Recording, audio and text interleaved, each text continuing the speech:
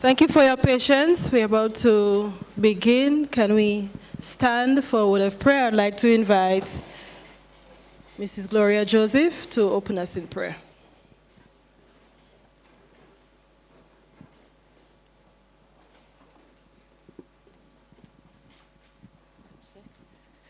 Good evening. Shall we pray, please?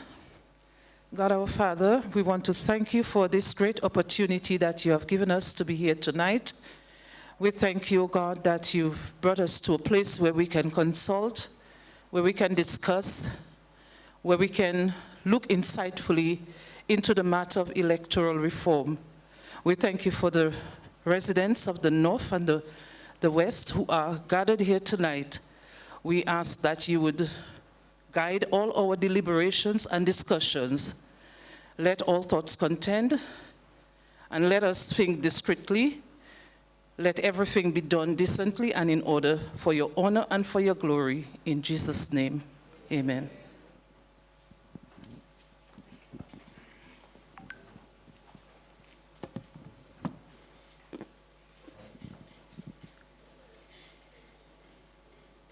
Honorable Roosevelt Skerrit, I almost had to. Prime Minister of the Commonwealth of Dominica, honorable members of Cabinet, Honorable Levi Peter, Attorney General, our observers, Justice Amrafael Masaga of the Commonwealth Secretariat, Ms. Mellin Glean of the OAS, Mr. Dwight Lay of the OECS, permanent secretaries, Dr. Kenneth Daru, Special Envoy in the Office of the Prime Minister with responsibility for electoral modernization, chairpersons and representatives of various village councils, residents from the western and northern communities, the media, all other invited guests, those of you listening to us live, good evening, ladies and gentlemen. It is my pleasure to welcome you to another consultation on electoral reform and electoral modernization in Dominica. As you are already aware, the government of Dominica engaged Sir Dennis Byron to conduct a review of the electoral system in Dominica. He has since presented his final report along with draft legislation, including the draft Registration of Electors Bill, the draft House of Assembly Elections Bill, the draft House of Assembly Electors Regulations, the draft House of Assembly Electoral Commission Bill, and the draft House of Assembly Election Petition Rules. Over the last week, we held successful consultations with various stakeholder groups, including the legal fraternity, members of political parties, professionals in academia, and last evening we consulted with a large contingent of various organizations, including the churches, media, NGOs, youth-based groups, and other associations. These organizations and individuals have over the last week provided opinions, feedback, and recommendations on various aspects of the Sir Dennis Byron report. Tonight, we are here in Portsmouth, in PCAD Portsmouth, specifically, at the American Canadian School of Medicine, to hear from you, the members of the public in the North and the West, on your views regarding electoral reform in Dominica. The Attorney General will present an overview of the Sir Dennis Byron report and the draft legislation, following which we'll open the floor for your comments, and we really look forward to hearing from you, the members of the public here this evening. At this time, I would like to welcome the Honorable Levi Peter to present an overview of the report.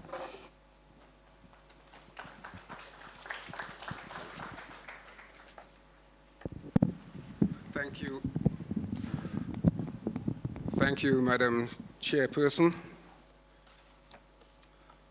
Honorable Prime Minister Roosevelt Skerrit, members of Cabinet, Cabinet Secretary Ms. Karen Prevost, Justice Masaga, representative of the Commonwealth Secretariat, Ms. Glynn, representative of the Organization of American States, Mr. Dwight Lay, representative of the OECS, Organization of Eastern Caribbean States, all of whom are members of the observer group in Dominica to observe this consultation process.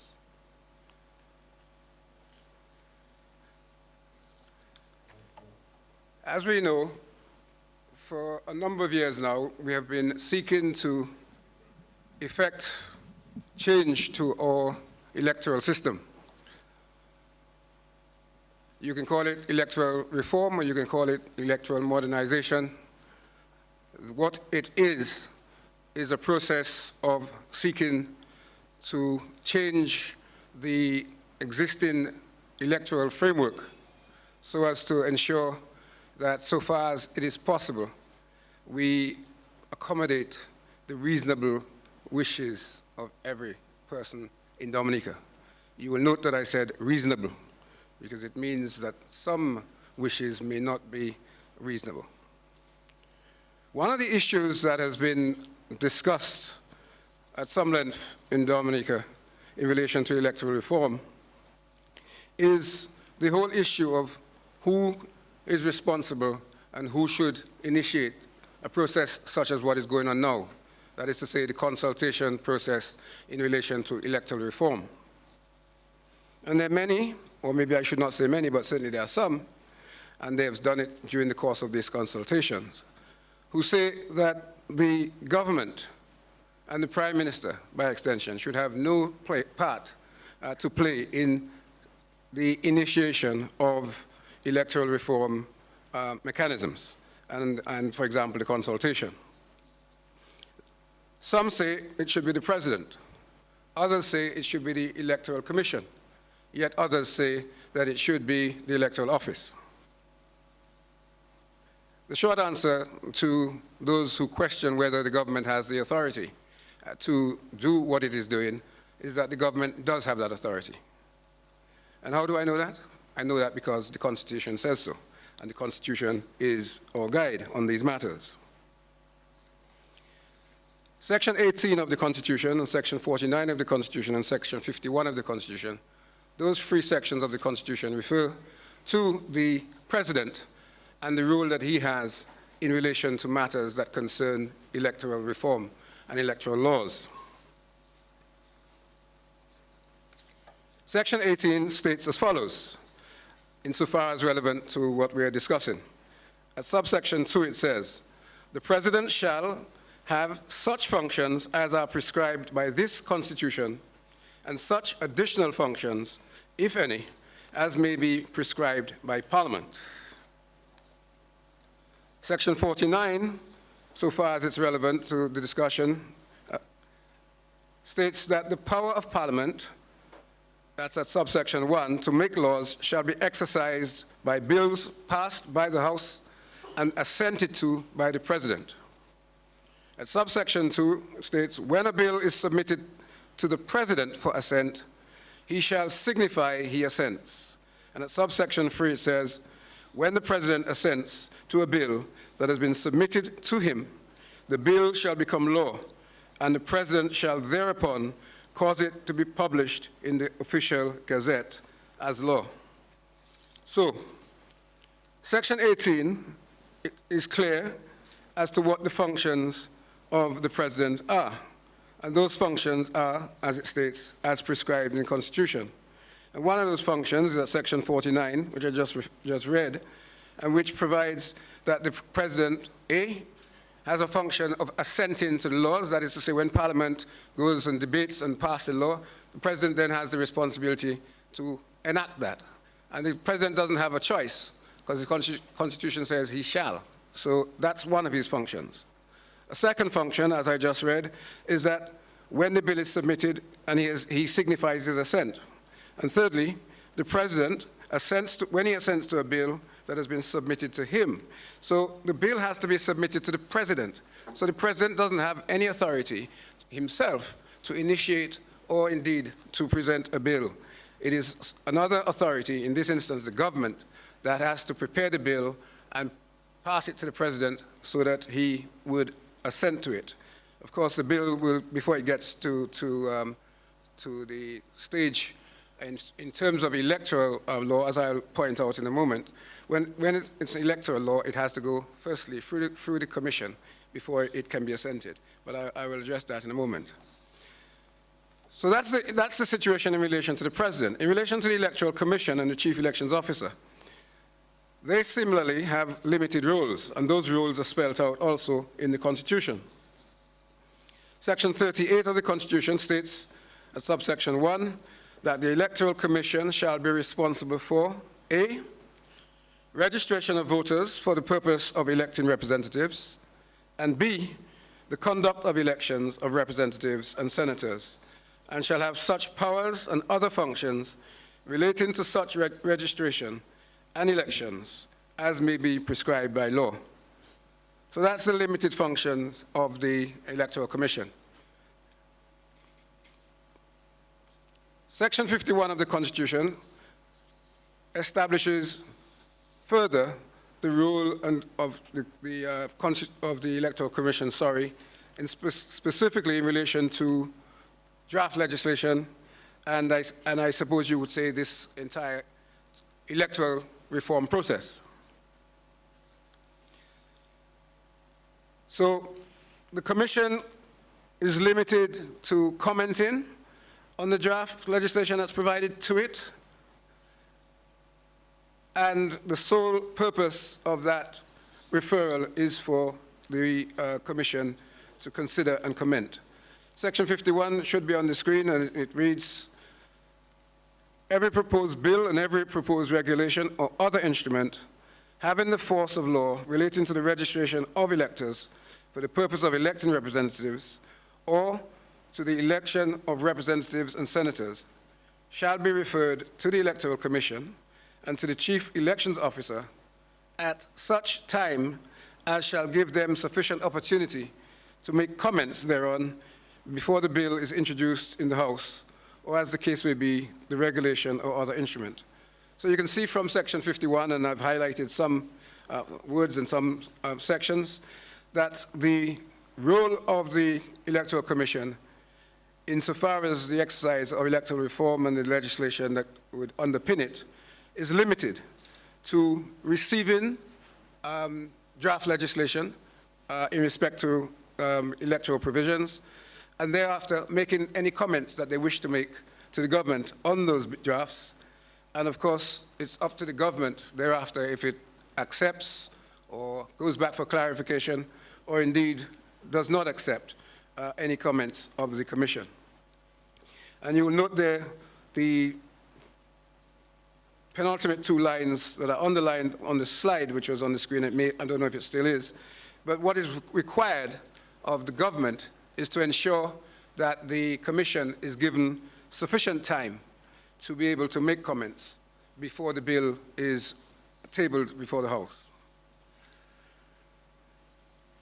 Electoral reform falls under the ultimate governance of the government. Section 41 establishes that the Constitution, subject to the Constitution, Parliament may make laws for the peace, order, and good governance of Dominica.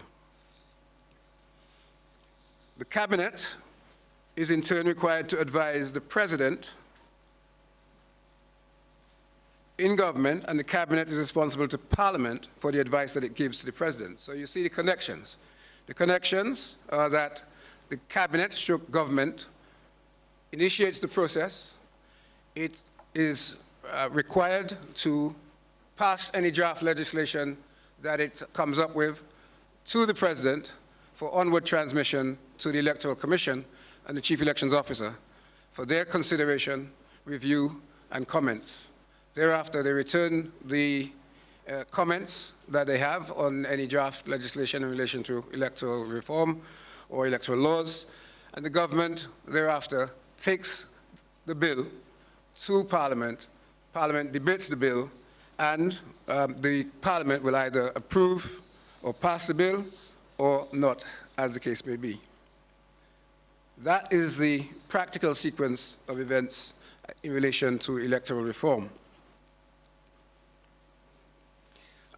Another issue that is of significance in the discussion is the issue of residence. There's been there are various views that have been raised during the process of the Constitution. You might have heard, if you've been listening or if you've attended any, you might have heard talk of residence being a requirement. You may have heard talk about absence from Dominica, and you may have heard much less about the right to vote. But those are all significant factors in relation to our electoral process and our electoral system. Just to try to briefly deal with the existing position in relation to absence from Dominica, because I think that is emerging as a major discussion point, and I think it's of use to try to bring, hopefully, some clarity. Section 7C of the existing laws of Dominica, that is the Registration of Electors Act, which is found at Chapter 203 of the laws of Dominica. Section 7 basically says that if a Dominican, or let me rephrase it, if a person who is registered to vote spends more than 5 years out of Dominica, he or she is liable to have their name removed from the register of electors. So Dennis Byron, in his report and in the draft legislation he has proposed at clause 26.1, proposes that that provision should be amended, should be changed. And rather than simply saying that, if you will, a person who is registered should be in Dominica at least once in the 5-year period, so Dennis is proposing that a person would have to be in Dominica for at least 90 days, either continuously or by aggregate, or as an alternative, he suggests 50 days in that 5-year period to be able to be entitled to remain on the register. Of course, that's one of the issues that will have to be debated and discussed. But there's another view that is emerging, which is that there should be no limit on the time that a person who is registered should be permitted to remain on the register.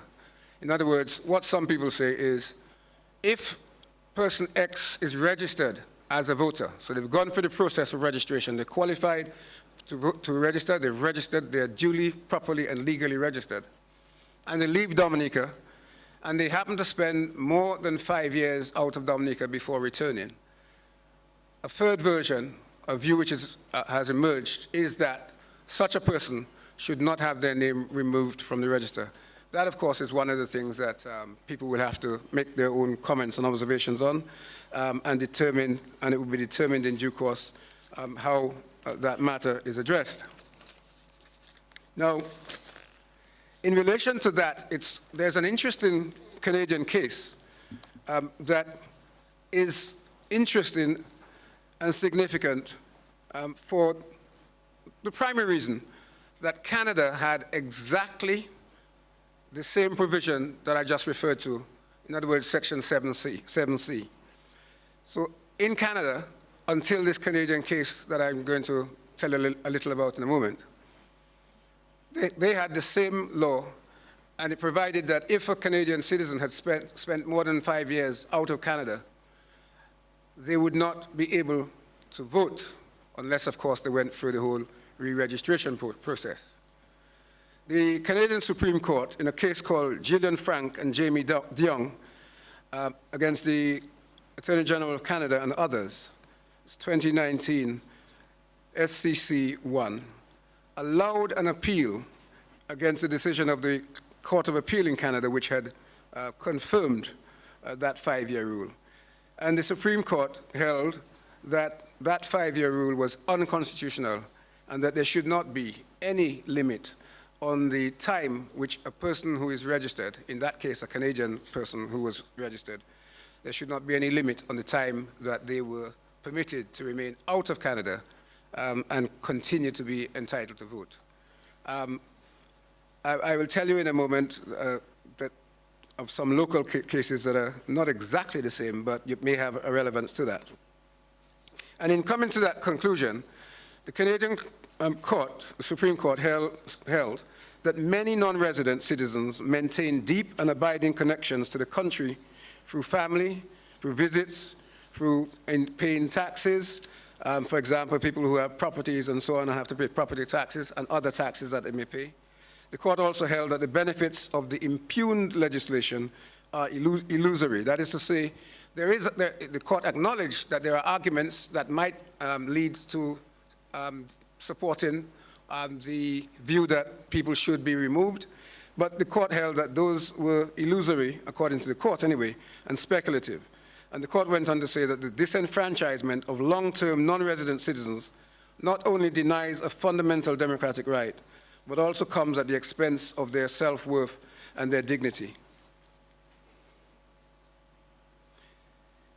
From a Dominica perspective, we have Section 33, subsection 2 of the Constitution, which deals with the right of a citizen, and the Constitution actually refers to a Commonwealth citizen, to A, be registered, and B, to vote. Now, Section 2A hopefully is on the screen, and probably doesn't require me to read it. Well, maybe I should. Every Commonwealth citizen of the age of 18 years or upwards who possesses such qualifications relating to residence or domicile in Dominica as Parliament may prescribe, shall, unless he is disqualified by Parliament from registration as a voter for the purpose of electing representatives, be entitled to be registered as such a voter, etc. Now, at B, which is similar but different, the Constitution provides as follows. Every person who is registered, so that's someone who's already registered, as aforesaid, in any constituency, shall, unless he is disqualified by Parliament from voting in that constituency in any election of representatives, be entitled so to vote in accordance with the provisions of any law in that behalf. So the Constitution gives a right, provided you meet certain criteria, to every person who meets that criteria to A, be able to be registered, and B, to be able to vote. Now, in terms of the issue of right to vote, in our area, that's to say in the Caribbean, and indeed quite local to us, an OECS case of Russell and the Attorney General of St. Vincent and the Grenadines, a 1995 case. The Court of Appeal held that the constitutional right conferred by Section 27, and Section 27 is virtually in identical terms to our Section 33 2B, is twofold. That's the right to vote. The first is the basic right to be registered as a voter in the appropriate constituency. That right, the court held, is granted to every citizen who is entitled to the basic right. And that concomitant right is a right to vote in accordance with the provisions of any law in that behalf. And the court concluded, this means that although the manner of voting is statutory or customary, the right to vote is inherently constitutional. And the second case from our jurisdiction, a St. Kitts case, Joseph Parry and Mark Brantley. In that case, the court held that the constitutional right of enfranchisement is not in doubt. In Russell and the Attorney General of St. Vincent and the Grenadines, this court underscored and explained the nature of the rights guaranteed by an almost identical provision in the St. Vincent and the Grenadines Constitution. The court went on to say as follows: in applying the law and the regulations, preference must be given to recognition of the right to vote, and the legislation must be construed in a manner which promotes enfranchisement and guards against disenfranchisement. So the court is identifying that there is a right, a constitutional right, to vote in our jurisdiction, but secondly, and importantly, I suggest that in balancing, in the scale of balancing the interests, disenfranchisement must be protected against. I think it's important to make that point as a preamble because much of the discussion so far is on what people believe. I believe this should be so. I don't like that. That's fine. But at the end of the day, that has to be put forward as one's view and not as the law. And in some instances, I have been at some of these consultations where people's views are being put across as if those views are the law. And I think when you're dealing with something as important as this, we let the Constitution speak for itself and the case law speak for itself. Set it out, you can read it, and you can get copies yourself and determine what is the appropriate conclusion to arrive at. But I think we should do that on the basis of proper information. Now, Sir Dennis's report is in two phases, and I'm going to very quickly indicate some of the factors that you may consider of significance. Phase one of the report, Sir Dennis describes as primarily addressing cleansing of the list. It seeks to do that through two pieces of legislation. The Registration of Electors Act 2023, which is intended to replace the existing Registration of Electors Act, and the Registration of Electors Regulations, which is intended to support the Act and also replace the existing regulations. In relation to phase two, Sir Dennis indicated that that's really dealing with institutional matters. He described those as primarily under two heads. One, the electoral process, which he cited access to the media and campaign financing as the two areas of significance under there. There are some others, but those are the two I suggest that are of most significance. You may have a different view. If so, please abide by your view. And the second is the Electoral Commission, which he proposes that there should be an alteration in the composition. He proposes that there should be greater financial autonomy and greater staffing autonomy and other factors that he suggests. And he proposes a number of pieces of legislation, four to be precise, in relation to that. The most significant for the purposes of most of the consultations so far is the House of Assembly Elections Act 2023, and perhaps to a lesser degree, the Electoral Commission Bill 2023. The proposed new Registration of Electors Act is really, as I've indicated, similar to the existing Act. And the most significant parts are Part 3 and Part 5, which give effect to what I suggested the main recommendations out of Sir Dennis's Phase 1 report. And those are identification cards, residency, registration, investigation, and the confirmation process. Residency I have largely addressed in what I said in the earlier references that I made to absence from Dominica, residence, and so forth.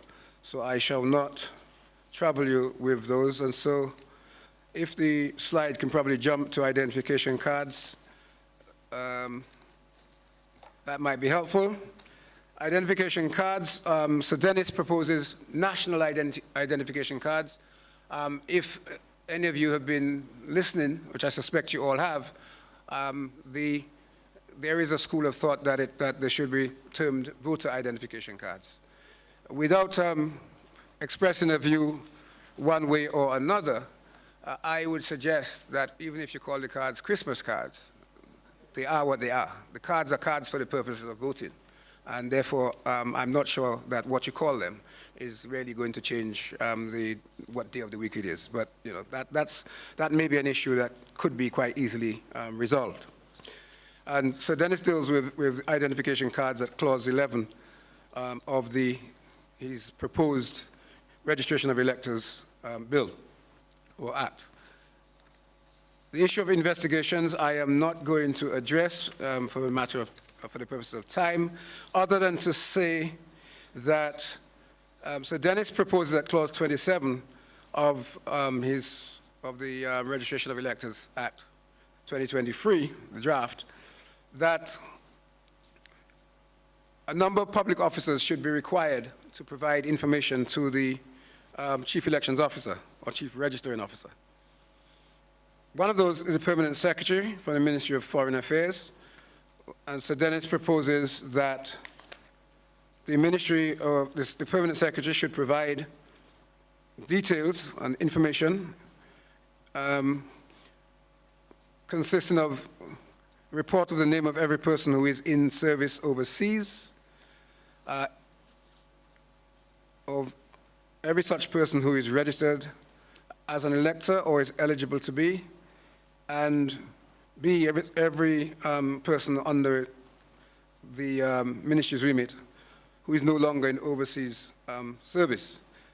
Now that would raise questions, for example, I suggest, as to whether the permanent secretary would necessarily know who is eligible for certainty or not, because, for example, somebody may appear to be, but may not. But those are issues that will have to be considered.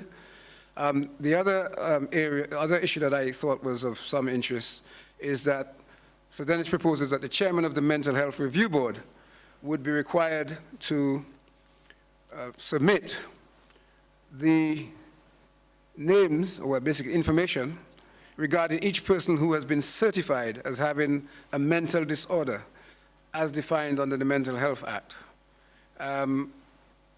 Things like name, street address, date of birth, and occupation. There has been some discussion of that in an earlier consultation. Clearly, there are issues there. One may feel privacy, what is a mental disorder, and so forth and so on. But those are issues that, no doubt, as the consultation continues, different people may choose to express views which may help to elucidate on the wisdom or otherwise of proposing with such a proposal. And finally, in relation to phase 1, confirmation. Confirmation is at part 5, and it's clauses 50 to 56. And confirmation really, in simple terms, provides for, it's intended to declare a period during which the confirmation shall take place. And confirmation relates to people who are already registered. I've noticed that there seems to be some element of confusion in some quarters. Confirmation is not registration. So confirmation relates to people who are already on the register of electors, so you've already gone through the registration process. And what confirmation would seek to do, if it were to become reality, is to confirm, as the name suggests, that you are registered and that you should continue to be registered. And the proposed legislation sets out the process up for that. So in addition to the Electoral Commission being empowered by those provisions to declare a period during which confirmation must take place and to facilitate confirmation of registration of persons and such like, an important factor is that that confirmation period must be declared according to the proposed legislation, not later than 30 days after the Registration of Electors Act was to become law. Secondly, the confirmation period to be declared should be, according to the proposed legislation, no less than 6 months and no more than 9 months. That is to say, if initially it was proposed by the Commission that it should be 6 months, they have the authority to extend it up to a maximum of 3 months, so that you got to a maximum of 9 months in total for confirmation. That is a proposal of Sir Dennis in relation to confirmation. In relation to the phase 2 report, the significant factors of that report, I suggest, are access to the media, which is at part 3, clause 50, use of electric voting systems that are proposed by Sir Dennis at part 4, campaign financing is at part 5, and maybe of lesser significance, election petitions at part 7. Access to the media, the significant factor is that the proposal that Sir Dennis makes is that all political parties and candidates should have access to the media, but that is state media. So Sir Dennis makes the distinction between state media and private media. So that is to say, it would not apply to private media houses or entities. That again is a point of discussion. Different people have different views, but that's an interesting factor, and that's partly or largely why these consultations are taking place, so that people can express their views one way or the other. Electronic voting systems, as the name implies, his proposal is that the electoral system should move towards becoming electronic virtually entirely. But he takes the view that that is not something which could happen immediately. Now, that may or may not be the case. Again, that's something that will be no doubt form part of the discussion and considerations. But he certainly is of the view that that is an aspiration that we should move towards. And various reasons being that, obviously, it would, according to him, make it easier to manage the system. Campaign financing, at Part 5, clauses 54 to 75, deal with limits on the total amount that a political party can raise for the purposes of an election. It deals with limits on the individual contributions that can be made. It deals with limits on where the contributions can come from. For example, it prohibits receipt of contributions from abroad, well, foreign contributions. And it provides that circumstances in which contributions are to be returned and consequences if they are not, and also for forfeiture and record keeping. It also provides for limits in relation to campaign expenditure, and it also provides for the parties and individuals, that's individual candidates who, independent candidates, for example, to be required to provide reports and audited returns. And it provides authority for the Electoral Commission to publish those reports if it so chooses. It also provides for criminal offenses and penalties. Clauses 57, free, for example, proposes a maximum fine of $6,000 or 12 months imprisonment, and that goes up to $10,000 or 12 months imprisonment for a Clause 70 offense. And finally, in relation to the Electoral Commission, as indicated already, Sir Dennis proposes that an Electoral Commission Act should be enacted to govern the operation and functioning of the Commission by statutory provision, and provides for financial autonomy, staffing, and so on. I thank you very much for listening. I now will listen to you as you make your contributions. Thank you very much.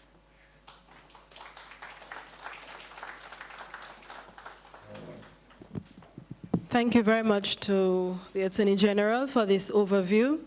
So at this point, we are going to open the floor to you to hear your views. But just to guide the discussion, I just want to highlight some of the key issues that the Attorney General has raised that we may want to consider in our discussion. And some of these include voter ID cards or national ID cards. With regard to the cleansing of the voters list, how do we view confirmation of voters versus re-registration of voters? I hope you understand the difference that the Attorney General alluded to. Do we agree that a person must spend at least 50 days or 90 days or no days at all to remain on the register of electors? Do we believe that there should be restrictions on campaign financing? Should political parties have unrestricted access to the media, state-owned media? Should that be extended to private media? There are a number of other areas that you may wish to consider, but at this time we would like to open the floor out to you. You raise your hand and we will acknowledge you. You can come to the front, or a microphone can be brought to you where you are seated. Let's remember to respect each other's views and to have an honest discussion. Thank you. Go ahead. Can you please state your name and then... Well, good afternoon to everyone. My name is Theodore Remy, and I'm from the village of Tibo. Before I ask my question, I would like to make a few little comments. For instance, my brother lives in Guadeloupe. He comes there 3 times a year. That would be for Carnival, Creole Festival, Christmas. He owns a vehicle here. He pays his driver's license, his insurance. And then presently he's building a home here. So that is why, in that case, I would say, once someone is registered to vote, that person should only be removed from the voters list if that person is dead. So he's contributing towards the development of the country. So that is why I believe it's only when that person is dead, that person should be removed from the voters list. Thank you. Thank you very much, Mr. Remy. There is a young lady on the second row. Yes, can you stand, please?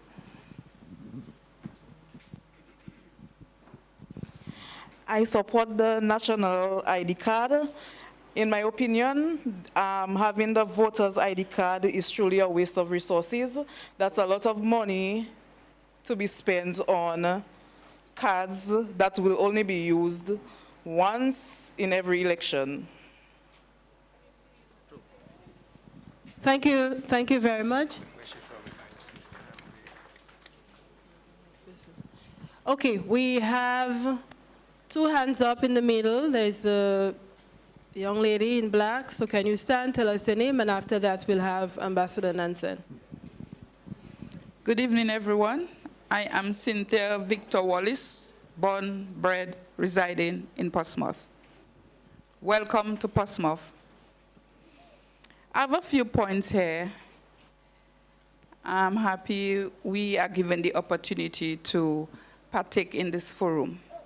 My first point is, I'm opposed to any suggestion of denying people who reside overseas from voting. I also oppose the need for fingerprinting of our voters.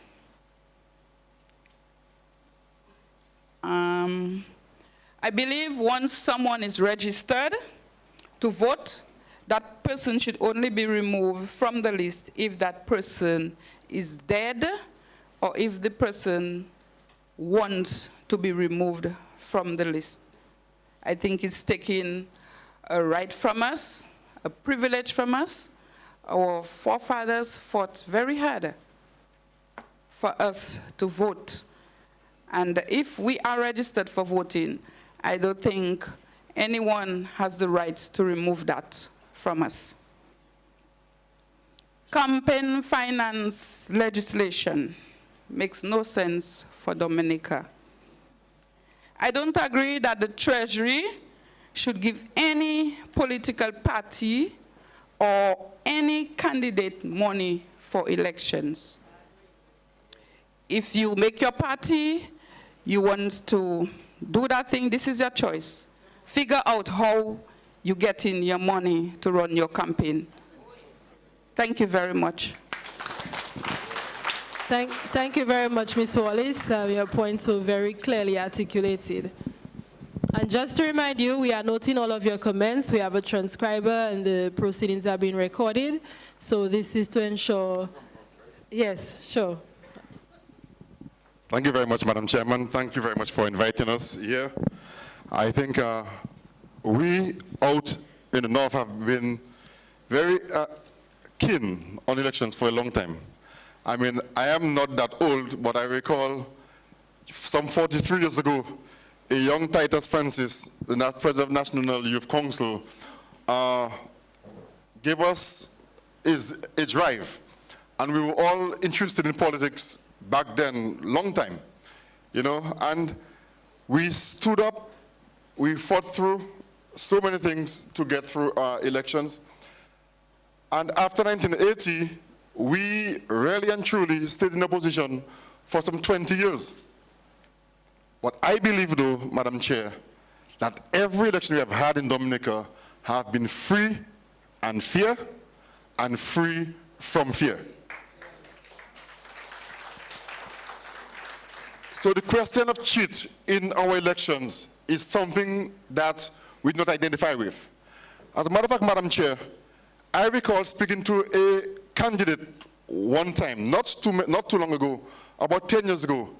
And that candidate told me, you see this guy who just passed here? And when I looked at the guy, he was a very ordinary person. Ordinary farmer, with his clothes, with skin, spoke very little.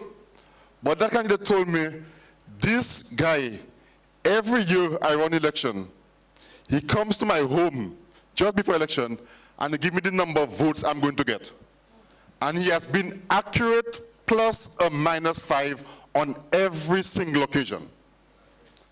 I say that to explain that in Dominica, we know who we are. People talk of voter ID. Even before we come to vote, we know who the people in the villages are going to vote for. Be you in Portsmouth, in Marigot, in Grand Bay, in St. Joseph, we know who the voters are. When we walk into the polling station, they are the people from the Electoral Commission who are working at the station, at the polling station. Every candidate has his or her inside agent, and every candidate has his or her outside agent. So we know the people who are coming through. So to tell me that you have to fingerprint somebody seem to be trying to put in additional hurdles that is seeming to obstruct people going out to express their opinion and their views. Elections are really and truly simply about giving everyone a chance to vote, a chance to say who he or she believes is responsible or should lead the country. And putting in laws to try to scare people from going out to vote, putting in different things, trying to amend the Constitution, to extend it, to prevent people from going out to express their opinion really and truly, is, to me, simply put it, a way of trying to be anti-democratic. Asking the government to put in funds to support political parties who may appear here and disappear there, organize for election campaign to use and utilize money is a waste, really, of limited state resources. Madam Chair, as a Dominican who has fought in the trenches in campaigning, I told you we stayed 20 years in opposition, and winning elections was not about how much money we had, how much money that came in. If you look at Rosie Douglas and the work that he did back in 2000 to get us to win elections, it wasn't about big money. It was about organizing on the ground, meeting the grassroots people in the nook and crannies, in the villages and communities around Dominica. And when Rosie Douglas won the elections, I recall working with him. And a few nights ago, listening to you from my bed at Bonn, I heard people quote Rosie Douglas. And you know what they were saying? They were talking about constituencies in the sky. Madam Chair, Rosie Douglas did mention something like that, you know, something like that. But Rosie Douglas, when he went to the diaspora, he told them, I am here because I know that among you, the Dominicans, in St. Thomas, in New York, in Guadeloupe, in Antigua, in St. Martin, in London, I know that you here are Dominicans. And a lot of you believe even more than a number of people in Dominica, your rights as Dominicans. And I want to protect your rights. And as your new Prime Minister, I want to tell you that I will protect your rights as Dominicans to support Dominica, to vote in Dominica, because a lot of you go left, right, and center. You support your families here in Dominica. You send the barrels and you send the goods and you pay the loan and you send your children to school and you send the shoes and the bags and the books, etc. for the people back in Dominica. So what we do and how healthy and successful we are in Dominica is directly related to you. You guide us, you help us, you support us. And you have a right to say what we do and what we should not do. And maybe in the future, we should not even just look at ensuring that you come back to vote, but maybe we could look at other things to have constituencies in the diaspora. But that might be challenging and difficult because how we will put it in, where do you say it's in St. Joseph, sorry, in St. Thomas, or in Guadeloupe, or in Paris, or where we may have some challenges there. But the point is, every Dominican should have a right to vote, a right to support Dominica, a right to say who should be involved in the politics and should run the country here in Dominica.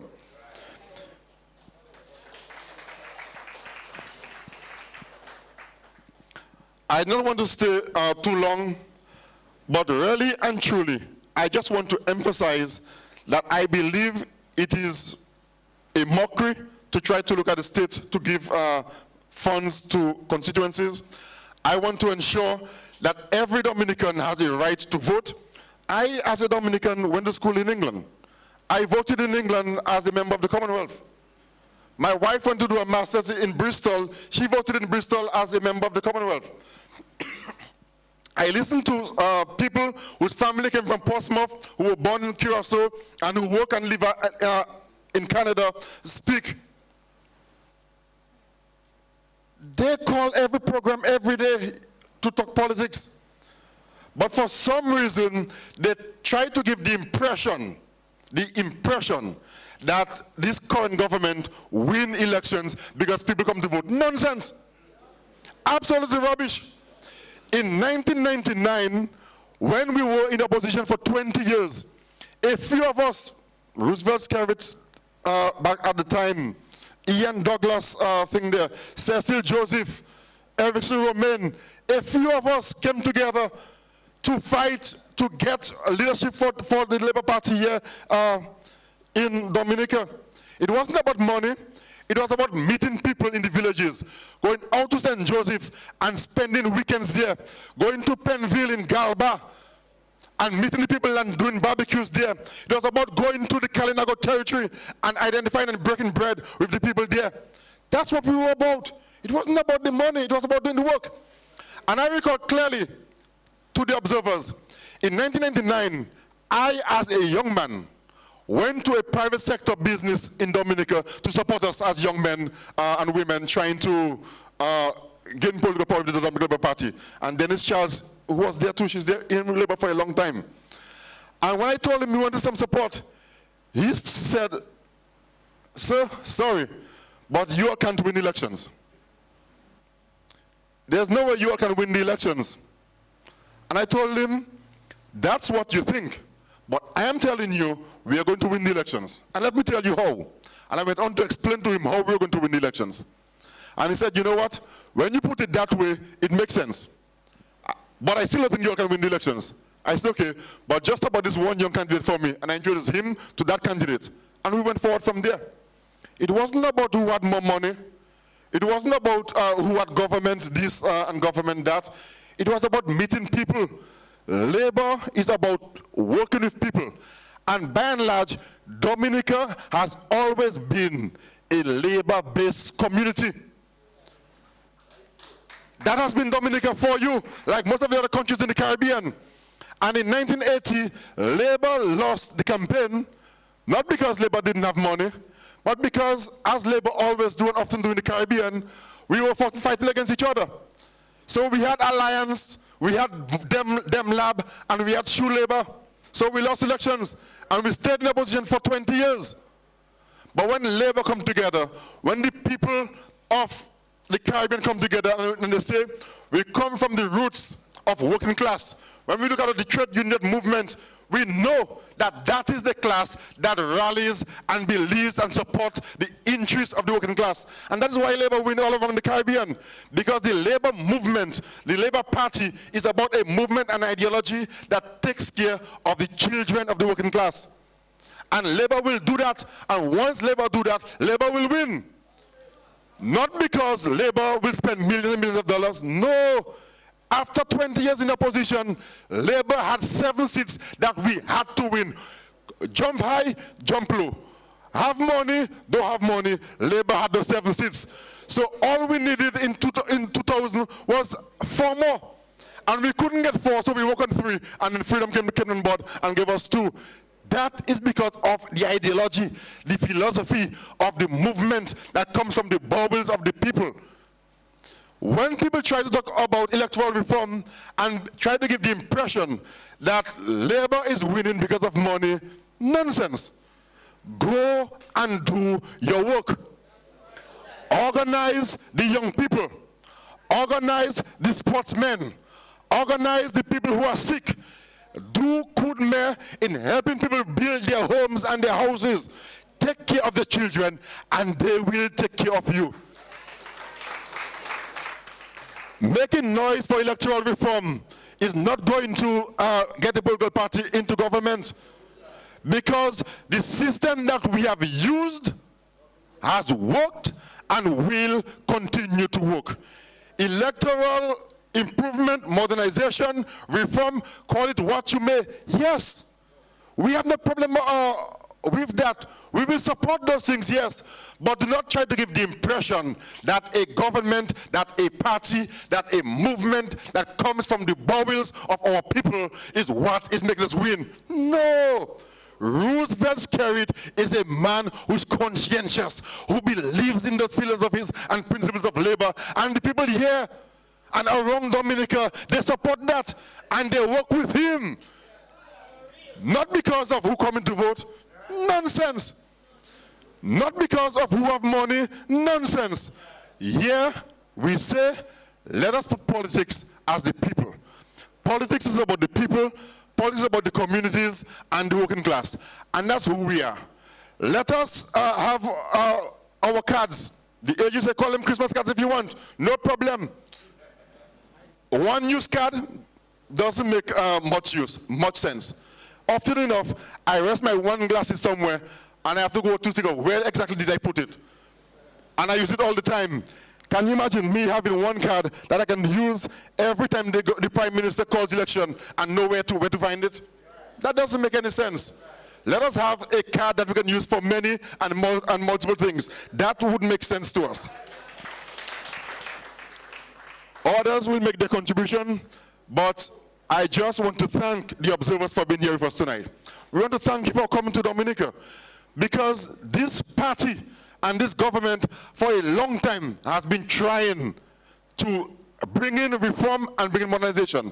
The opposition sometimes would say they did what we asked for, but they would go back and they would try to stop it, because they believe that by stopping and by protesting they get a topic to talk on. Politics is not about talking. Politics is not about protest. We are here tonight, tomorrow they're in the streets protesting. Not because of reform, because they have a topic to make noise about, trying to burn down Roseau, or burn down Portsmouth, or burn down Grand Bay. Politics is about the people, and any political party interested in the people can win the support of the people if they empathize with people, if they show people that they care about them and they love them. And that was proven in 2000 when a group of young men and women went around using $20 from our pockets, buying bread and cheese and barbecue chicken, and we won elections against a government that was spending millions and millions of dollars everywhere. Reform, yes. Trying to frustrate the will of the people, definitely nonsense. Thank you very much and good night. Thank you very much, Mr. Nanton. We have a number of hands up. So we are going to take Mr. Libla. Mr. Libla. And then there is a gentleman here in the Reebok red shirt. And then we have Shem Jacob next. So these three. Oh, Shem, sorry. Good evening. Shem. Go ahead. Will you stay here? Yeah, Okay. I think Go ahead. Go ahead. Sorry, the observers, if you had to turn to see me, I do apologize. Parliamentarians and all others present, Honorable Prime Minister, and the entire other people here with us and those online and hearing virtually. I am Joseph Leblanc, or to quote it better, Joseph Raphael Leblanc, a.k.a. Papi Joe. I have been a very active politician in the past, and the truth is I am still, though sometimes I stay silent. The Prime Minister will acknowledge to you that every election I will tell him within 3 to 4 constituencies, how many constituencies Labour Party is going to win. And as I told him the last election, we either get in 19 or a whitewash based on their continued stupid behavior. I believe that trying to frustrate voters, whether in Dominica or out of Dominica, to participate in the voting process by denying them certain rights is unconstitutional. The right to vote is just as the right to nationality and the right to justice. You cannot remove that from a voter from the time they register at the age of 18. And as I say sometimes, whatever way you try to take it, whether to say cleansing the voters list automatically cleanses itself at the moment of death. And I see no reason why a citizen registered should be disrespected and dishonored by persons attempting to remove them on the voters list. That is because I travel, I go overseas, I have 2 sons overseas, I have their mother overseas, I have siblings overseas. I hate to hear people trying to disrespect their honorable rights as Dominican voters. And I think it's time we do something as a people and as government to really stop this degree of disrespect. When we were in difficult situations, Erica, Maria, David, all of them, we were very eager to get assistance from the very same Dominican citizens living overseas. Whenever we have problems, we are very quick to acknowledge that they are Dominicans and they are our family. But today, because we want to get power at every means, whether legal or illegal, we want to cleanse them out from the voters list. There is no way any Dominican citizen should acknowledge any kind of approval for such action. Secondly, I said, basically, I'll agree with my dear lady and with Mr. Nanton regarding the fingerprinting. I see no reason for that. People come and vote, they put their finger into the ink, it's very clear. This country is very small. The constituencies are very small. And good politicians and supporters of politicians, the ground workers like myself, we know every single voter in our constituency, and even those living overseas. We see a strange person walk up to the voting booth, we will know whether or not this person is legitimate. The names are on the list. So I cannot understand. I mean, you want to treat people like criminals when they are doing a very legal and legitimate action by voting and ensuring the country is in good governance. I believe that we should totally ignore this. ID cards, again, to me, that is a waste of funds. Because you have your passport, it details your age, your name, and everything that is necessary for the voting. Together with the passport, some citizens have other identification cards like their driver's license. They have their social security cards. All these are valid IDs. That gives all information. I can understand to say if you want to give individual voters a special voting number, an identification number to every single voter. And that voting number can be placed either on their driver's license or their social security card. And such card can be used. So you have a voter's identification number. So there's no two ways that any two people can have the same voter ID number. But to say to have a total different ID card to be used once every 5 years, to me this is waste of money and ridiculous.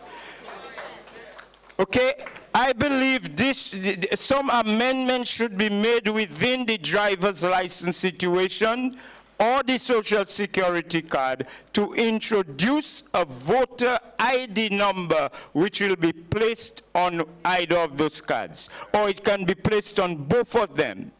So the person, if they walk with their social security card or their driver's license, it can be used as a voter ID. The other thing is, again, Mr. Nantan will tell you, he and the others, they came in the late 90s. But one person's like myself and the new core of young men that sacrificed and did all we could to bring up Rosie Douglas. And we used to be very tight with him. We were very good mates, but he could not do nonsense with us, and that is why we turned the Labour Party around between 1995 and 2000. Because campaign is not about money. Campaign is personal contact. Campaign is not about promises to people. Campaign is good faith, trust, honesty, very important. These are the things that win an election. It's not money. I contested election, resigned my job in 1 month, and contested against 2 parliamentarians who were there for 5 years, past teachers, active workers that everybody knew. And in 1 month, I lost the vote just by 71 votes, and lack of money, I must say, but the money was not important. Okay? Strategy, campaign strategy, and ability to meet with people is very important. House to house. And the other thing is, the PM sometime and I may have big arguments, because we see me when it comes to campaign.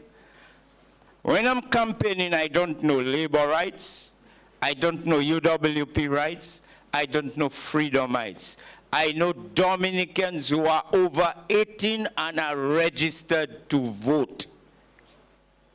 And I will approach every one of them. You never brush somebody aside because you think they are not supporting my party and they will not support me. No, you keep contact with them because they will remember Mateka support labor, me even Yotsimwe. And brothers and sisters, we have to understand that though we try our best to bring our election process modern, we cannot modernize and leave the very inexpensive, workable solutions that does not create a major overhead to a financial and economical situation that we find hard to develop. The same, with all due respect for our observers, but the same international organization that are trying to push on with the voter transformation or the electoral transformation, they won't say that, okay, we will help finance this. They won't say we will help ensure that you have a budget to cover the ID cards. They won't say, okay, we will have a special funding to provide funds for every country in the world where there is going to be an election to facilitate the election process. This is what is important.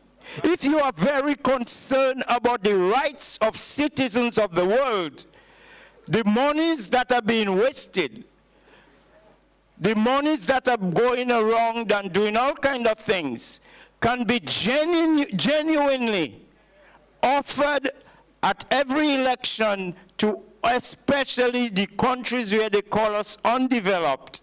They should be putting that money aside to be used every 5 years for a proper election process. Not just sending observers. Yes, we need the observers, but we need finance to help our economical situation. So I will say thanks for that. There are other areas I really think we should move into, but I will leave it still for things like, I know some people don't agree, but if instead of putting out our voters, we should build our economy, get the finance, and try to organize, give our voters in the diaspora a chance, because it's the government responsibility to ensure that we make the voting process accessible to citizens. And therefore, I believe in trying to arrange absentee voting, which is much cheaper than having people come travel to vote, or trying to arrange some form of diaspora constituencies through our ambassadorial levels. I believe those things can be done if we believe and trust our citizens. And I am a citizen. Don't play with my rights. So I don't want you to play with the rights of other people. Thank you. Thank you very much, Mr. Libler, for so clearly articulating your views. The gentleman in the red shirt in the middle had his hand up. And then there was a young lady at the back on this side. Yes. Yes. Good evening, everybody. I think protocol has already been established, but I still want to big up the Prime Minister and the ministers and the observers and the general public. I listened for the past few days to the debate on my name, is Sherrod Pelwi. And I'm Sherrod Pelwi. I'm a builder by profession. I'm also a councillor. I've served on the council for 5 terms, 15 years, and I'm still serving. And I'm still running. That's how powerful I am. And I want to teach some of the politicians, because some of them feel that you can win an election by going on a talk show and just speak propaganda and nonsense. The reason why I continue to win is the tactics on the ground. It's after election you have to meet the people on the ground, and you face them on a daily basis, whether in their good times, their bad times, or whatever time, and you win. I prepare to face the young people the next election that come in for council, and I'll still beat them. That's how I strong. So I want to share my part in the reform.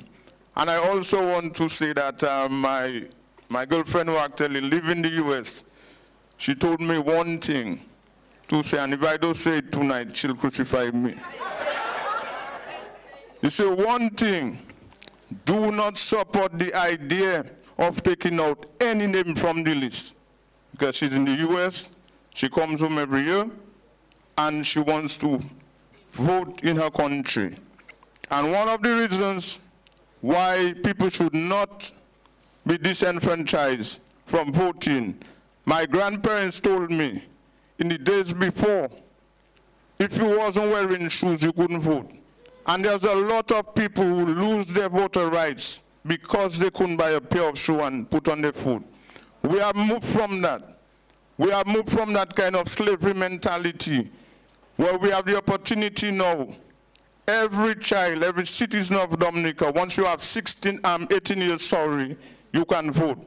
So I think what we should be looking at in the modernization, right, is to make it easier and better for our people, not trying to make it more difficult. I've listened to the people, you know, and it's a handful of people. In other words, you have a goal and you have a goalkeeper. And you have these people, they're shooting at the goal, and they cannot score because you have a good goalkeeper. And they feel now they should shift the goalpost, and they will win. And that is what we have in Dominica, a handful of people trying to control a whole country, the view of the whole country, a handful of people. And I listen to them every night. And I do support the idea that we should clear any voters list. I think what we should be doing is adding to the voters list. New people come and register. If there are dead people on the list, yes, we can remove their names. But we should not remove nobody's name on the list. Whether you're in Dominica for a day, whether you're there for 5 years or 10 or 15 years, your name is on the list. Once you're not dead, I support the idea that you should remain. My next point is the question of campaign financing. I believe all parties should raise their money, right? Because even on the council, before you could just go and put your name on the ballot and go at your home and sit down. And then you just waiting when election come. And then people go and vote, then you hear you win. That has changed. Right now, when you're running for council, you have to campaign, right? You have to campaign, you have to raise your money yourself. You have to go out, you have to bring out young boys to put out your flyers for you. The same thing like the big politician. So, I mean, at this time, to talk about campaign financing, everybody should raise, all parties should raise their funds. There should not be no limit on funds, because we are friendly countries. We are brotherhood in the same Labour Party. So you can have a Labour Party from Antigua that decide to support the Labour Party in Dominica with a few t-shirts, right? So we cannot put a boundary on ourselves. In other words, we cannot take a rope and put it in our own neck and hang ourselves. We'll be going backward. So we cannot support the idea of what amount of campaign finances or how much. We live those lives. And I can tell you in the 80s, the Freedom Party had the support of all the rich people in Dominica. And I remember when we was in that campaign vibes, the Freedom Party could afford to pay all the buses, and the Labour Party couldn't pay buses. We used to have dumper. We used to carry our people in dumper, right? And we went and lose the election. The UWP came in, they had the power of finance again, they had all kind of thing. They used to do the same thing. Even our Labour bosses used to go and carry for them because they would pay more, right? But the sad mistake they make, they went and troubled God, right? They went and troubled God. The other thing in the East, they say they're waiting for the sun to come, sunrise. And that day the sun never came. And even when the sun didn't come, they didn't change their mind. They still called election. So they lost the election as a result of disobeying God. And up to today, they continue to lose. So right now, they're blaming it on the reform. They feel if a reform come, they will win. But the same people that calling for the reform, they doesn't want the reform. The reform is on now, right? And they still doesn't want the reform. They're talking about marching Roseau. They're talking about all kind of foolishness, right? So we now understand it's a handful of people that are just trying to disturb Dominica. And Dominica is on its path to go forward. And we as Dominicans should never stand and allow these people there to stop us. Yeah. So it would be remiss of me if I didn't give my 5 cents speech after listening all the other nights. So I want to say that we should not remove people from the voters list. The idea of campaign financing, we should pick up our finances for wherever our friends help us. I do support the idea of limit, because if some business person will give me $1 million for my campaign for council, you can't tell me it's 500 I have to use. My $1 million, let me use my $1 million for my campaign, right?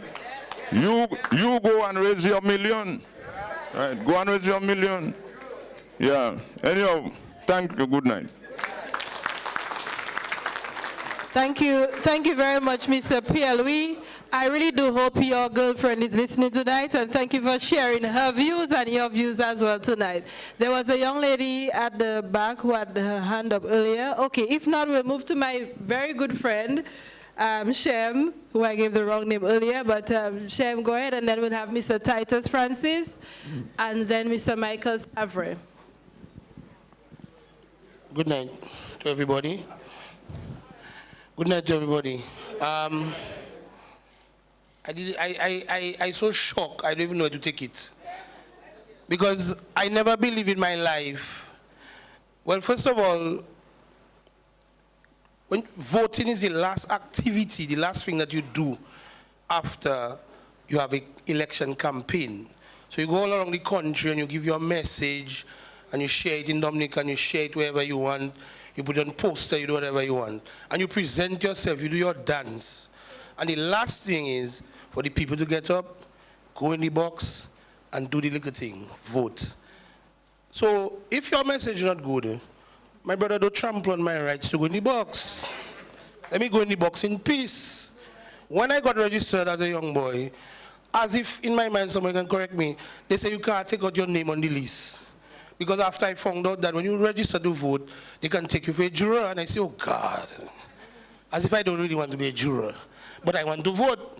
But they say I can't take out my name. You mean to tell me today, somebody in Dominica going to tell me about reconfirmation or what, re-registration? That's very confusing. How we reach there? I don't want nobody to come and tell me that. I register to vote.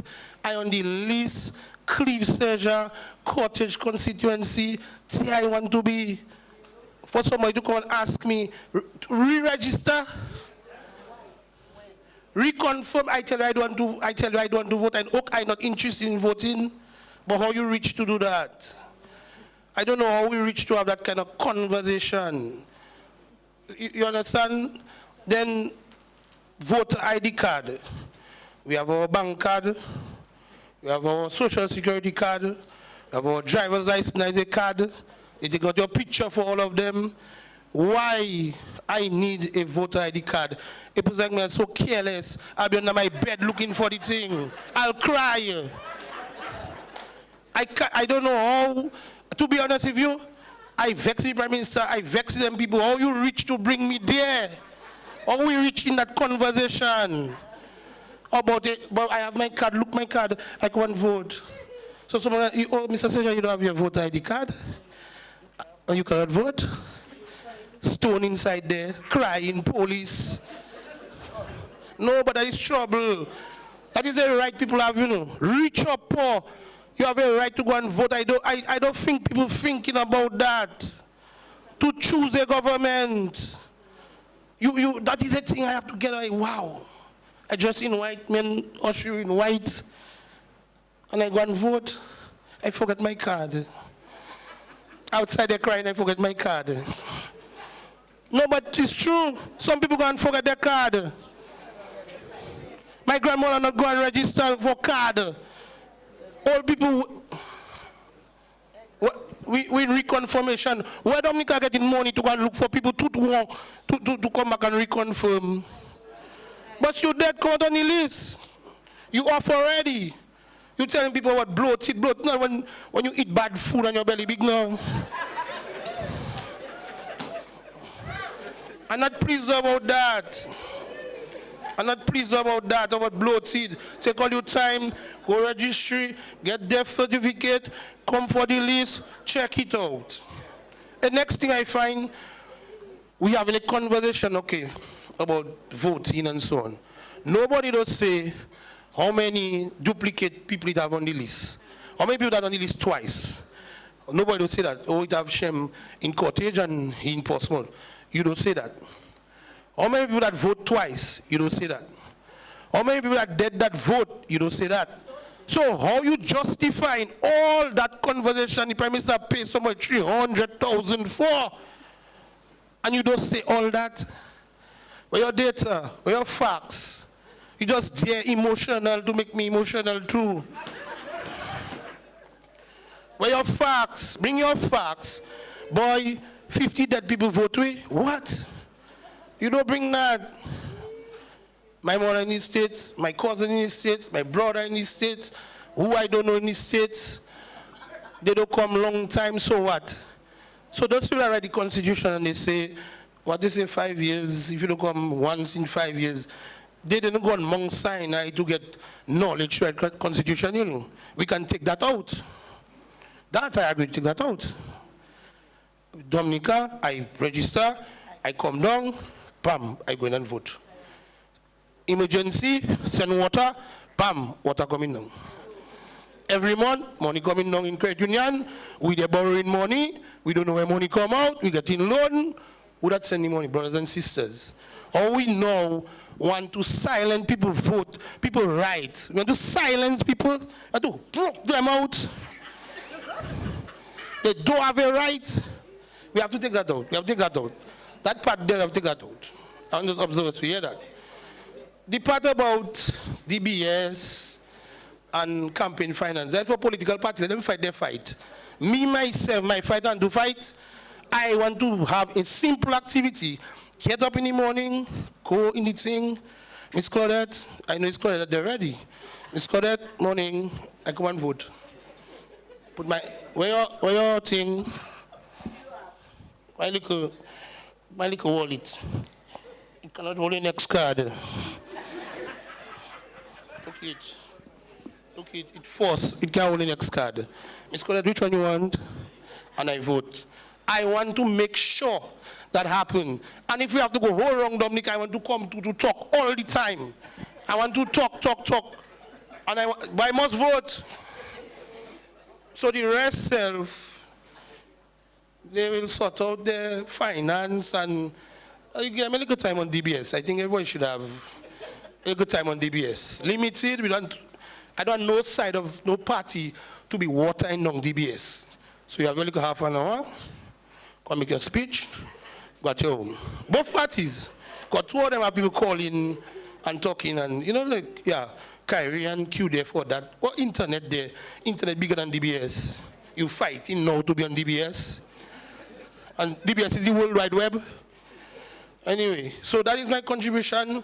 And I if you see, they put that, I don't forgive those people now.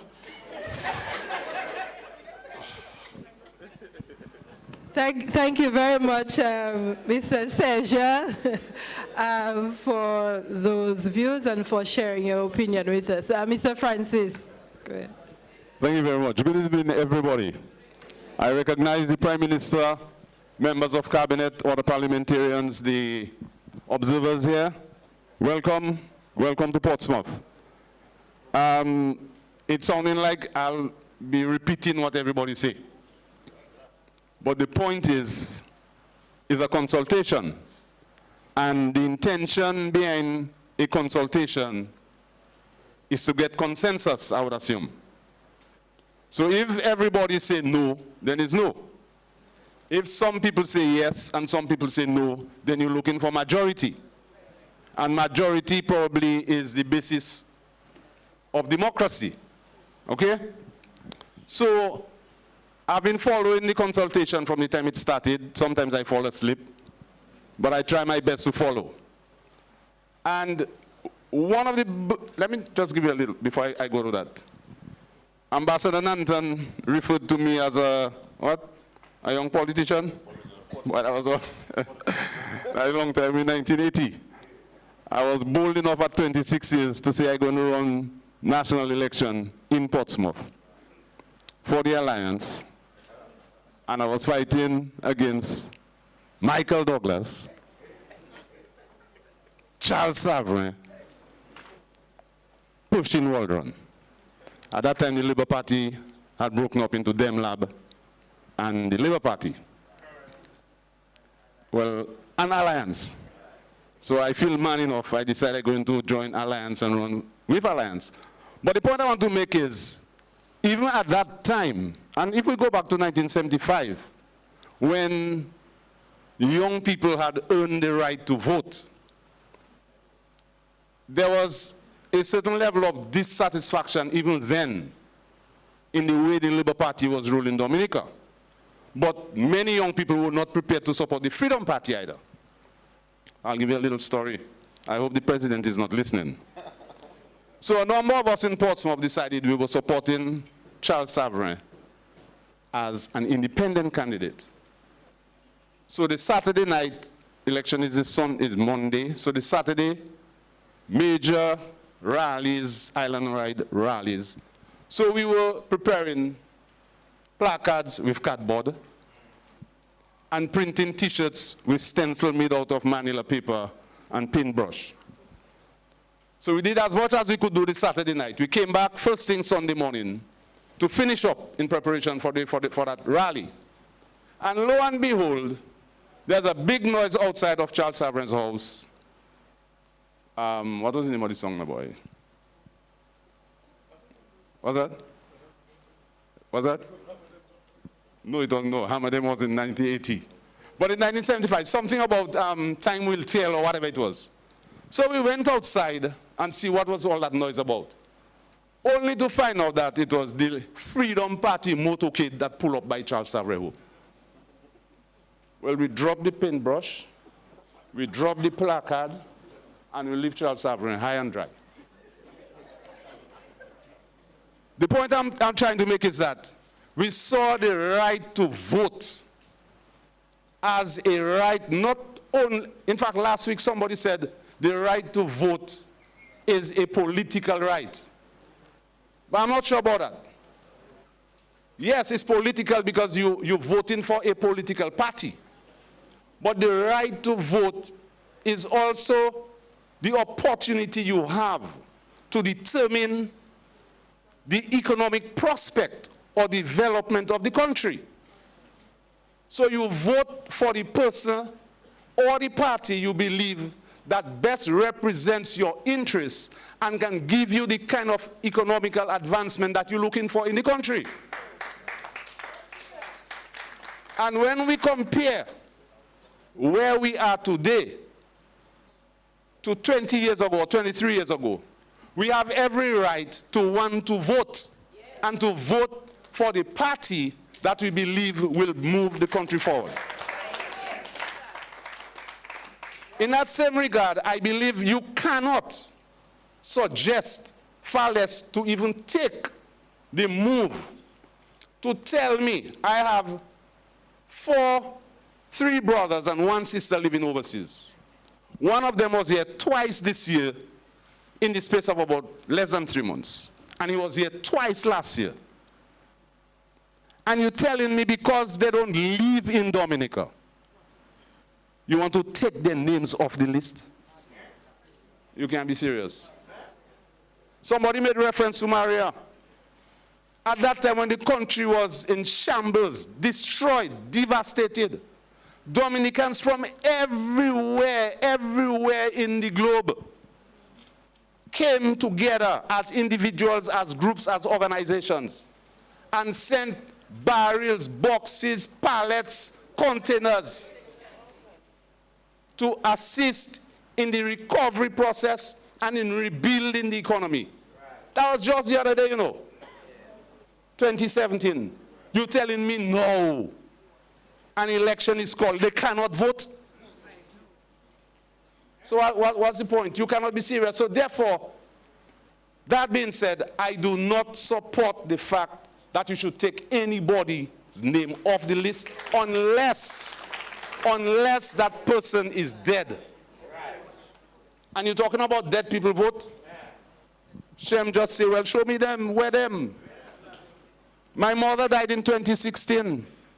My second mother died in 2020 in the Cottage constituency. You telling me somebody can come and say I'm Agatin Joseph, and the agent for the Labour Party, the candidate in Cottage constituency, the UWP agent in the Cottage constituency, and if you have independent candidates, and plus the people who are outside, the agents outside, you will tell me Agatin Joseph can come there and say, I am Agatin Joseph. But the hurting part about it is people believe. People believe that dead people voting in Dominica. You know? So we ourselves have to take the camp. Yeah, they resurrect apparently. And there's only one person that resurrects in history. All right? So the issue of taking people's names off the voters list doesn't exist. I don't support that. And tied in with that is the issue of an ID card. If anything, I support a national ID card. Not, Shem was very, very eloquent in the way he opposed the idea of a voter's ID card. My God, in that mind, maybe I have about 3 different IDs in my wallet. I have to put a 4th one that I'm going to use 5 years down the road, probably. That maybe will mash up. It will get broken, so you're not even sure it's me. My beard might get gray by that time. You know, or fully gray because it started to get gray already. And you're telling me that is not Titus. It doesn't look like you. Okay. But I have my social security card, I have my driver's license. So what is the point in trying to tell me I must have a card exclusively to vote once? And in a little country like Dominica, let's say you don't want an ID card. You think I can, there are 2 Titus Francises in Dominica, yeah? One in Portsmouth and one somewhere in Goodwill.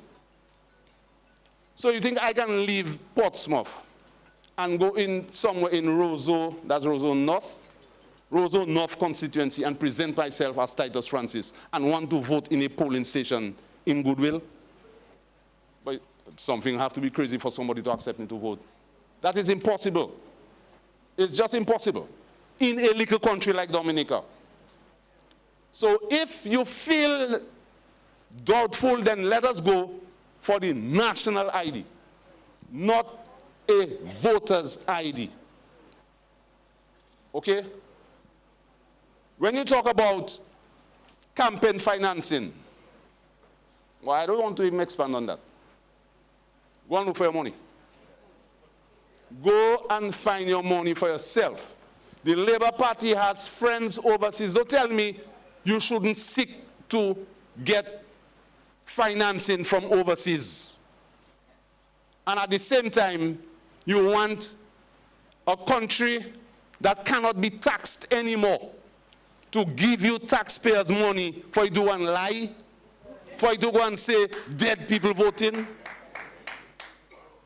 Go and find your money. Everybody find your own money, including independent candidates.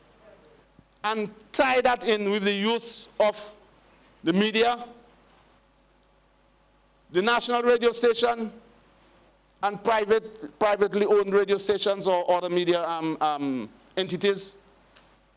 Okay, the national radio station, to a very large extent, is supported by taxpayers' money. Yes, but it has to be controlled. There has to be regulation because there's the issue of litigation, defamation, and all kinds of legal implications based on statements you make on the national radio station. For example, when you listen to Kyrie says, the views expressed by this radio station, blah, blah, blah, we're not responsible for it. So it's like you have to issue a disclaimer. Yes, come on the radio station, but with rules and expectations.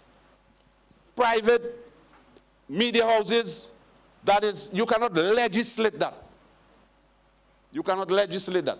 You call Q95 and they suspect it's Labour Party that talking, they cutting you off. That's your right. That is your right.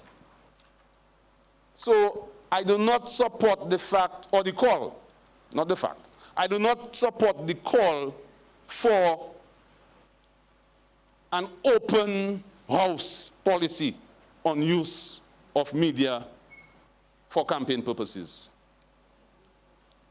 And finally, I want to support and commend the government for taking that bold step.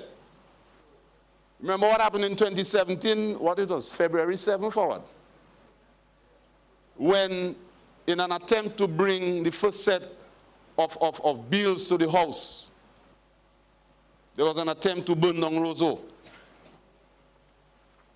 Everything had to be withdrawn.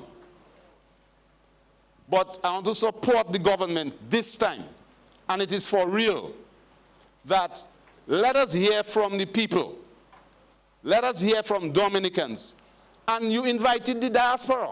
So it means that the same diaspora that's staying overseas and want to dictate how elections should be conducted in Dominica, they themselves in the process denying an opportunity to want to vote in Dominica. So how can you stay overseas? Don't want to vote in Dominica. Don't want to determine which government is placed in power. But you want to tell people here how to vote. Stay and do your business wherever you are, and let us and those who really want to see the development of the country, let them be given the opportunity to vote. So, in ending, congratulations to the government for bringing the consultative process to the public. And I think at the end of it all, let the eyes have it. Thank you very much. Thank you, Mr. Savre, and then Mr. Morvan, and there are two other gentlemen. Good night, all. Go ahead, Mr. Savre. Thanks for coming, and I want to say welcome to all, and the observers, very important, and the government, thank you so much for that.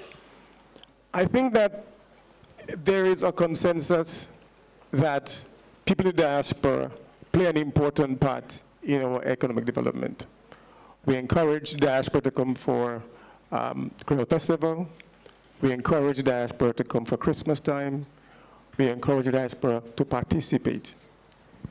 It seems a bit inconsistent if we want the diaspora and acknowledge the importance of the diaspora and all of those continuing economic activities, a very important activity of voting that we would want to perhaps try to act in such a way to reduce that participation. Now let us look, I think, in terms of those in the diaspora, the recommendation should be informed by the actual immigrant experience. What is that immigrant experience? I think the recommendations are for 50 to 90 days in Dominica. For many of us, and I'll take about myself and many other immigrants who previously go to seek employment, education, to improve their lives of themselves and their families, it is very difficult. I had to work 80 hours a week, 80 hours a week, and still go to school, right? Summertime came, I could not afford to come back home. I had to use that opportunity to make additional money. To pay what? To pay tuition, to pay housing, to pay food, to pay transportation. The reality is I could not come back before a 5-year term. Many times in trying to make ends meet, some students don't finish in 4 years. You finish in 4.5, and then you have debts to pay, and then you go on. What is the immigrant experience? So we acknowledge the importance of immigrants and our folks in the diaspora in the developmental process. And if we say we do, and I think all parties say that is the case, are the recommendations assisting them in that developmental process? And the immigrant experience says the 50 to 90-day requirement clearly does not allow them to participate in the process. Yeah? And I think not only students who go to study, but go to do other things otherwise. We all know it. We have families, friends who want to come back and cannot come back. Economic situations are dire. Yeah? So I would say clearly that is a restriction that